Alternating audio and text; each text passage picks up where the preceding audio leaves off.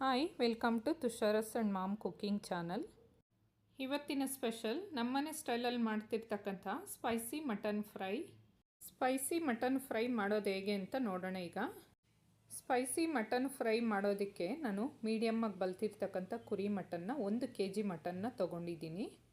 Mutton 2 ರಿಂದ 3 ಸಾರಿ ಚೆನ್ನಾಗಿ ತೊಳೆದಿದ್ದೀನಿ. ತೊಳೆದಿದ ನಂತರ ಒಂದು ಕುಕ್ಕರ್ಗೆ ಸೇರಿಸ್ಕೊಂಡು ಒಂದು ಮೀಡಿಯಮ್ ಗ್ಲಾಸಲ್ಲಿ 1 ಗ್ಲಾಸ್ ನೀರು ಮತ್ತು ರುಚಿಗೆ ತಕ್ಕಷ್ಟು ಉಪ್ಪನ್ನು ಸೇರಿಸ್ಕೊಳ್ತಿದ್ದೀನಿ.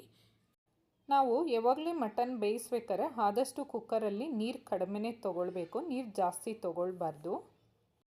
ಮೀಡಿಯಮ್ಮಾಗಿ ಬಲ್ತಿರ್ತಕ್ಕಂಥ ಕುರಿ ಮಟನ್ ಆಗಿರೋದ್ರಿಂದ ಒಂದು 5 ರಿಂದ 6 ವಿಷಿಲ್ ಬೇಯಿಸ್ಕೊಂಡ್ರೆ ಸಾಕು.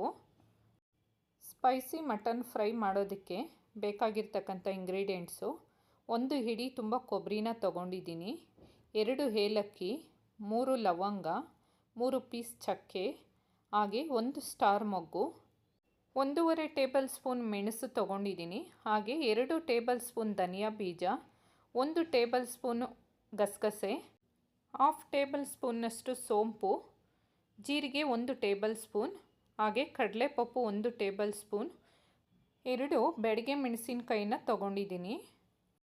ಯಾವಾಗಲೂ ಅಷ್ಟೇ ನಾವು ಡ್ರೈ ರೋಸ್ಟನ್ನು ಮಾಡಬೇಕಾದ್ರೆ ಒಂದು ಸ್ವಲ್ಪ ದಪ್ಪ ತಳ ಇರ್ತಕ್ಕಂಥ ಬಾಣಲೆಯನ್ನು ತೊಗೊಳ್ಬೇಕು.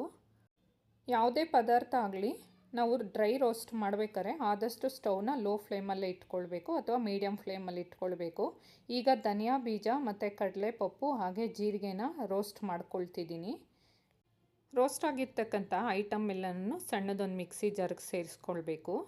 ಸೇರಿಸ್ಕೊಂಡ ನಂತರ ಮತ್ತದೇ ಬಾಣಲೆಗೆ ಸ್ವಲ್ಪ ಮೆಣಸು, ಚಕ್ಕೆ, ಸ್ಟಾರ್ ಮೊಗ್ಗು, ಏಲಕ್ಕಿ ಮತ್ತು ಲವಂಗನ ಸೇರಿಸ್ಕೊಂಡು 2 ಬೆಡಗೆ ಮೆಣಸಿನಕಾಯಿನ ಸಹ ಸೇರಿಸ್ಕೊಂಡು ಒಂದು 10 ರಿಂದ 15 ಸೆಕೆಂಡು ಹೀಗೆ ಕೈಯಾಡಿಸ್ತಾ ನಿಧಾನವಾಗಿ ಫ್ರೈ ಮಾಡ್ಕೊಳ್ಬೇಕು.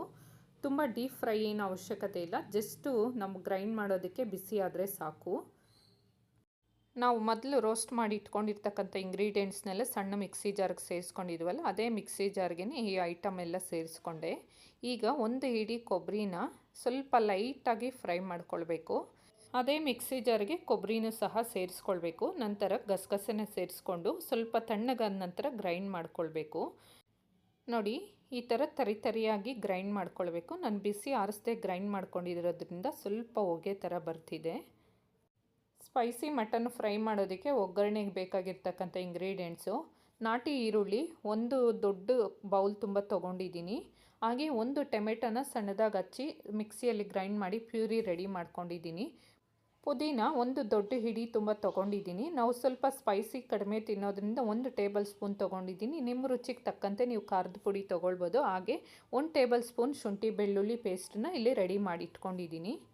ಕುಕ್ಕರ್ನ ಒಂದು 6 ರಿಂದ 7 ವಿಷಿಲ್ ಬೇಯಿಸ್ಕೊಂಡು ಕುಕ್ಕರಲ್ಲಿರ್ತಕ್ಕಂಥ ಪ್ರೆಷರೆಲ್ಲ ಕಡಿಮೆ ಆದಮೇಲೆ ಈಗ ಓಪನ್ ಮಾಡ್ಕೊಳ್ತಿದ್ದೀನಿ. ನಾನು ಮಟನ್ನ ಬೇಯಿಸ್ಕೊಳ್ಬೇಕಾದ್ರೆ ನಾನು 1 ಮೀಡಿಯಮ್ ಗ್ಲಾಸ್ ನೀರನ್ನು ಹಾಕಿದ್ದೆ. ನೋಡಿ, ಅಷ್ಟೇ ಇದೆ ನೀರು. ನಾವು ಮಟನ್ ಆಗಲಿ ಚಿಕನ್ ಆಗಲಿ ಬೇಯಿಸ್ಕೊಳ್ಬೇಕಾದ್ರೆ ಆದಷ್ಟು ನೀರು ಕಡಿಮೆನೇ ಸೇರಿಸ್ಕೊಂಡು ಬೇಯಿಸ್ಕೊಳ್ಬೇಕು. ಕೆಲವೊಂದು ಟೈಮು ಕುಕ್ಕರ್ ವಿಷಿಲ್ ಬಂದಾಗ ಹೊರಗಡೆ ಎಲ್ಲ ನೀರು ಥರ ಸೋರುತ್ತಲ್ಲ, ಆ ಥರ ಪ್ರಾಬ್ಲಮ್ ಎಲ್ಲ ಇರೋದಿಲ್ಲ. ಈಗ ಬೆಂದಿರ್ತಕ್ಕಂಥ ಮಟನ್ ಸಪ್ರೇಟು ಮತ್ತು ಮಟನ್ನ ನೀರನ್ನು ಸಪ್ರೇಟ್ ಮಾಡ್ಕೊಳ್ತಿದ್ದೀನಿ. ಸ್ಪೈಸಿ ಮಟನ್ ಫ್ರೈ ಮಾಡೋದಕ್ಕೆ ಒಂದು ದಪ್ಪ ತಳ ಇರ್ತಕ್ಕಂಥ ಬಾಣಲೆಗೆ ಒಂದು ಸ್ವಲ್ಪ ಎಣ್ಣೆನ ಸೇರಿಸ್ಕೊಂಡು ನಾಟಿ ಈರುಳ್ಳಿನ ಸೇರಿಸ್ಕೊಂಡು ಒಂದು ನಾಟಿ ಈರುಳ್ಳಿನ ಚೆನ್ನಾಗಿ ಬಾಡಿಸ್ಕೊಳ್ಬೇಕು. ಹಾಗೆ ಪುದೀನ ಮತ್ತು ಕೊತ್ತಂಬರಿ ಸೊಪ್ಪನ್ನು ಸೇರಿಸ್ಕೊಳ್ಬೇಕು. ನಾನು ಕೊತ್ತಂಬರಿ ಸೊಪ್ಪನ್ನು ಸ್ಕಿಪ್ ಮಾಡಿದ್ದೀನಿ, ನನ್ನ ಹತ್ರ ಇರಲಿಲ್ಲ ಅಂತ. ನೀವು ಬೇಕಿದ್ದರೆ ಸೇರಿಸ್ಕೊಳ್ಬಹುದು. ಈಗ ಶುಂಠಿ ಬೆಳ್ಳುಳ್ಳಿ ಪೇಸ್ಟ್ 1 ಟೇಬಲ್ ಸ್ಪೂನ್ನ ಸೇರಿಸ್ಕೊಂಡಿದ್ದೀನಿ. ಶುಂಠಿ ಬೆಳ್ಳುಳ್ಳಿ ಪೇಸ್ಟು ಚೆನ್ನಾಗಿ ಫ್ರೈ ಆದ ನಂತರ ನಾವು ಟೊಮೆಟೊ ಪ್ಯೂರಿನ ಸೇರಿಸ್ಕೊಳ್ಬೇಕು. ಟೊಮೆಟೊ ಪ್ಯೂರಿನ ಒಂದು 5 ರಿಂದ 10 ನಿಮಿಷ ಚೆನ್ನಾಗಿ ಫ್ರೈ ಮಾಡ್ಕೊಂಡ ನಂತರ ನಾವು ಖಾರದ ಪುಡಿನ ಸೇರಿಸ್ಕೊಳ್ಬೇಕು. ಖಾರದ ಪುಡಿ ಸೇರಿಸಿದ ನಂತರ ಒಂದು 2 ನಿಮಿಷ ಹೀಗೆ ಚೆನ್ನಾಗಿ ಫ್ರೈ ಮಾಡ್ಕೊಳ್ಬೇಕು. ಯಾವಾಗಲೂ ಅಷ್ಟೇ ಫ್ರೈ ಮಾಡ್ಕೊಳ್ಬೇಕಾದ್ರೆ ಸ್ಟವ್ನ ಆದಷ್ಟು ಮೀಡಿಯಮ್ ಫ್ಲೇಮಲ್ಲೇ ಇಟ್ಟು ಫ್ರೈ ಮಾಡ್ಕೊಳ್ಬೇಕು. ಈಗ ಬೇಯಿಸಿರ್ತಕ್ಕಂಥ ಮಟನನ್ನು ಸಪ್ರೇಟ್ ಮಾಡ್ಕೊಂಡಿದ್ರಲ್ವ ನೀರಿಂದ, ಆ ಮಟನನ್ನು ಈಗ ಸೇರಿಸ್ಕೊಂಡು ಒಂದು 5 ರಿಂದ 10 ನಿಮಿಷ ಚೆನ್ನಾಗಿ ಫ್ರೈ ಮಾಡ್ಕೊಳ್ಬೇಕು. ಮಟನ್ ಒಂದು 5 ರಿಂದ 10 ನಿಮಿಷ ಚೆನ್ನಾಗಿ ಫ್ರೈ ಆಗಿದೆ. ಮಟನ್ ಬೇಯಿಸಿರ್ತಕ್ಕಂಥ ನೀರನ್ನು ಈಗ ಸೇರಿಸ್ಕೊಳ್ತಿದ್ದೀನಿ. ಸೇರಿಸ್ಕೊಂಡ ನಂತರ ಪ್ಲೇಟ್ನ ಕ್ಲೋಸ್ ಮಾಡಿ ಹೈ ಫ್ಲೇಮಲ್ಲಿ ಒಂದು 10 ನಿಮಿಷ ಕುದಿಸ್ಕೊಳ್ಬೇಕು. ಒಂದು 10 ನಿಮಿಷದ ನಂತರ ನಾವು ಮೊದಲೇ ಗ್ರೈಂಡ್ ಮಾಡಿ ಇಟ್ಕೊಂಡಿರ್ತಕ್ಕಂಥ ಸ್ಪೈಸಿ ಪೌಡರ್ನೆಲ್ಲ ಈಗ ಸೇರಿಸ್ಕೊಳ್ತಿದ್ದೀನಿ.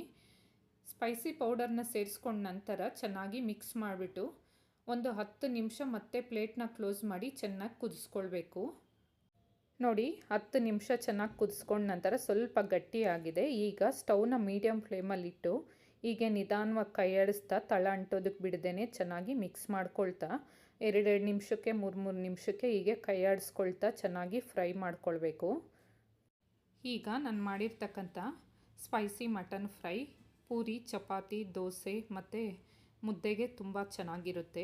ನಿಮಗೇನಾದರೂ ಇಷ್ಟ ಆದರೆ ನೀವು ಒಂದ್ಸರಿ ಟ್ರೈ ಮಾಡಿ ನಿಮ್ಮ ಮನೆಯಲ್ಲಿ. ನಾನು ವಿಡಿಯೋನ ಇಲ್ಲಿಗೆ ಎಂಡ್ ಮಾಡ್ತಿದ್ದೀನಿ. ನಿಮ್ಗೆ ಇಷ್ಟ ಆದರೆ ಲೈಕ್ ಮಾಡಿ, ಶೇರ್ ಮಾಡಿ, ಕಮೆಂಟ್ ಮಾಡಿ, ಹಾಗೆ ಸಬ್ಸ್ಕ್ರೈಬ್ ಮಾಡೋದನ್ನು ಮರಿಬೇಡಿ. ನಾನು ಮಾಡಿರ್ತಕ್ಕಂಥ ರೆಸಿಪಿ ಹೇಗಿದೆ ಅಂತ ಒಂದ್ಸರಿ ಕಮೆಂಟ್ ಬಾಕ್ಸಲ್ಲಿ ಕಮೆಂಟ್ ಮಾಡಿ. ನೆಕ್ಸ್ಟ್ ವಿಡಿಯೋ ಜೊತೆ ಸಿಗ್ತೀನಿ. Love you all. Bye friends.